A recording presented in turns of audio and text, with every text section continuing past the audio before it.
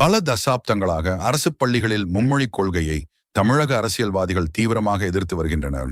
இது இந்தியை திணித்து தமிழ் அடையாளத்தை முற்றிலும் அழிக்கும் முயற்சி என்று கூறி வருகின்றனர். இருப்பினும் இதே அரசியல்வாதிகள் தங்கள் குழந்தைகளை மும்மொழி பாடத்திட்டத்தை பின்பற்றும் தனியார் பள்ளிகளுக்கு அனுப்பி படிக்க வைக்கிறார்கள். மும்மொழிகளையும் கற்றுக்கொள்ள தங்கள் குழந்தைகளை மட்டும் ஊக்குவிக்கிறார்கள். அதே சமயம் அரசு பள்ளி மாணவர்களுக்கு 2 மொழிகளுக்கு மேல் கூடுதல் மொழியை கற்கும் வாய்ப்பை அவர்கள் மறுக்கிறார்கள்.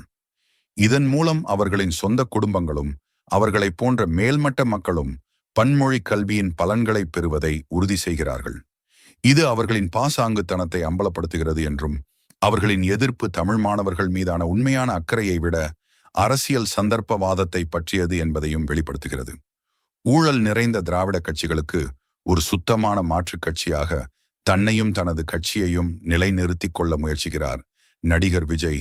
ஆனால் அவரும் திராவிட கட்சிகள் மீது கூறப்படும் குற்றச்சாட்டுகளுக்கு உள்ளாகிறார். அவரது சொந்த பள்ளியான விஜய் வித்யாஸ்ரம் இந்தி உட்பட 3 மொழிக் கொள்கையை பின்பற்றுகிறது. இருப்பினும் அரசு பள்ளிகளில் விஜய் அதே மும்மொழிக் கொள்கையை பகிரங்கமாக எதிர்க்கிறார். இந்தி தேவையற்றது என்று அவர் உண்மையிலேயே நம்பினால் அவரது பள்ளி ஏன் அதை கற்பிக்கிறது? இது விஜய் மற்றொரு சாதாரண அரசியல்வாதிதான் என்பதை எடுத்துக்காட்டுகிறது. தேர்தலில் மக்களின் ஓட்டுக்களை பெறுவதற்காக சில சித்தாந்தங்களை பிரசங்கம் செய்கிறார். அதே நேரத்தில் தனது சொந்த நலன்களுக்காக கட்சியின் கொள்கைக்கு எதிராக சலுகைகளை பெறுகிறார்.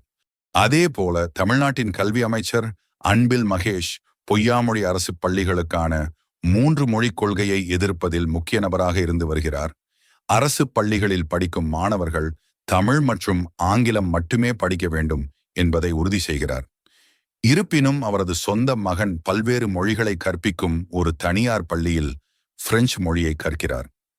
கூடுதல் மொழியை கற்றுக்கொள்வது தேவையற்றது என்றால் அது ஏன் அவரது மகனுக்கு நல்லதாக தெரிகிறது? ஆனால் தமிழ்நாட்டின் லட்சக்கணக்கான மாணவர்களுக்கு மும்மொழி கல்வி கெட்டதாக அவருக்கு படுகிறது. இது திராவிட பாசாங்குத்தனத்திற்கு ஒரு சிறந்த எடுத்துக்காட்டு ஆகும்.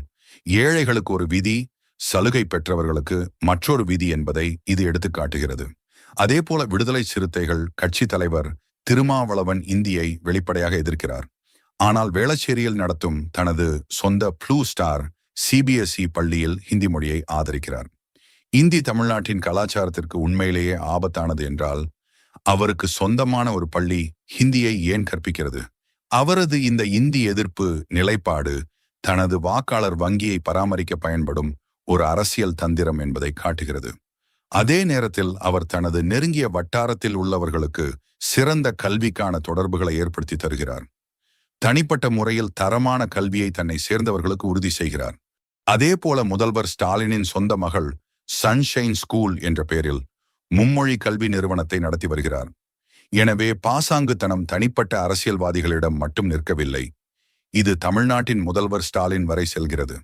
அவரது சொந்த மகள் மறைமுகமாக சன்ஷைன் சீனியர் செகண்டரி பள்ளி ஒன்றை வைத்து நடத்தி வருகிறார். உண்மையில் இந்த பள்ளி மத்திய அரசின் CBSE பாடத்திட்டத்தை பின்பற்றுகிறது. மேலும் இந்தி உட்பட 3 மொழிகளை கற்பிக்கிறது. ஸ்டாலினும் அவரது கட்சியான திமுகவும் அரசு பள்ளிகளில் மும்மொழிக் கொள்கையை எப்போதும் எதிர்த்து வருகின்றனர். ஆனால் அவரது குடும்பத்தின் தனியார் பள்ளி எந்த பிரச்சனையும் இல்லாமல் அதை பின்பற்றுகிறது. இந்தி கற்பது தீங்கு விளைவிக்கும் என்று திமுக உண்மையிலேயே நம்பினால் ஸ்டாலினின் சொந்த குடும்பம் ஏன் ஹிந்தி கற்பிக்கும் பள்ளியை நடத்துகிறது? உண்மை எளிது. இந்த அரசியல்வாதிகள் அரசு பள்ளி மாணவர்களை மொழிச்சிக்கலில் சிக்க வைக்க விரும்புகிறார்கள். அதே நேரத்தில் தங்கள் சொந்த குடும்பங்கள் உயர்ந்த கல்வியை பெறுவதை உறுதி செய்கிறார்கள். மும்மொழி கொள்கை கல்வி பள்ளி நடத்தி வியாபாரம் செய்து தங்கள் வருமானத்தையும் உயர்த்தி கொள்கிறார்கள். இந்நிலையில் பாஜக மட்டுமே சமமான கல்வி வாய்ப்புகளை ஆதரிக்கும் ஒரே கட்சியாக தமிழகத்தில் உள்ளது. பாசாங்குத்தனமான திராவிட கட்சிகளைப் போலல்லாமல் பாஜக தொடர்ந்து மும்மொழி கொள்கையை ஆதரித்து வருகிறது.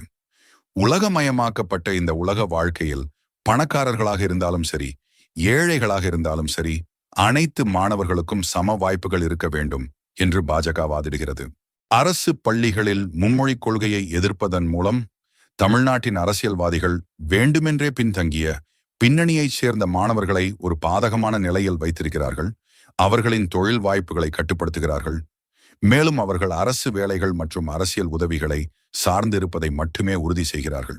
உண்மையான கேள்வி என்னவென்றால், மும்மொழி பாடத்திட்டத்தால் திமுக தலைவர்கள் விசிக தலைவர்கள் மற்றும் விஜய் ஆகியோர்கள் பயனடைகிறார்கள். ஆனால் இந்த பயன்கள் அரசு பள்ளி மாணவர்களுக்கு கிடைக்கக்கூடாது என தங்களின் சுயநல அரசியலுக்காக நினைக்கிறார்கள். இங்கு பதில் தெளிவாக உள்ளது. திராவிட கட்சிகளும் அந்த சித்தாந்தத்தை பின்பற்றும் விஜய் போன்றவர்களும் மக்களை படிக்க விடாமல் தங்களை சார்ந்து அவர்களை வைத்திருக்க விரும்புகின்றன. தமிழ்நாடு இந்த பாசாங்குத்தனத்தை எதிர்த்து அனைவருக்கும் சமமான கல்வி வாய்ப்புகளை கோர வேண்டிய நேரம் இது.